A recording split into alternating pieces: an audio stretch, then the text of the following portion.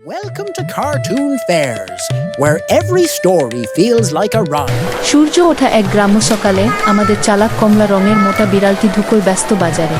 নাক নাচাচ্ছে, চোখে তীক্ষ্ণ নজর, লক্ষ্য একটাই, মাছ। কিন্তু ওমা, এই যে হাঁসটা, লোভী আর ধুরন্ধর, সব মাছ কিনে নিয়েছে বিড়ালের চোখের সামনেই। আর সেই দুষ্টু হাঁসটার মুখের চেহারা দেখো একবার। তবে বিড়াল হেরে যাওয়ার নয়, নিঃশব্দে বাতাসের মতো পিছনের রাস্তা ধরে এগিয়ে গেল। পাশ কাটালো ঘুমন্ত কুকুরটাকে, আর অদৃশ্য হয়ে গেল। পরিকল্পনা তৈরি হচ্ছে, পায়ের নিচে কাদা, চোখে কৌশলের ঝিলিক, বিড়াল বানাতে লাগলো নকল মাছ। মোলায়েম, ভেজা, একদম আসল মাছের মতো দেখতে। হাঁসটা যখন মাছগুলো দেখল, চিৎকার দিয়ে উঠল, সব ছেড়ে দে ছুট।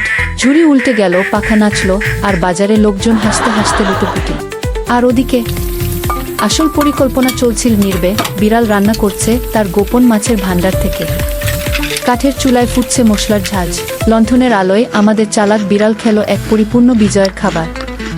আর গল্পের শিক্ষা, চতুরদের সঙ্গে চালাকি না করাই ভালো।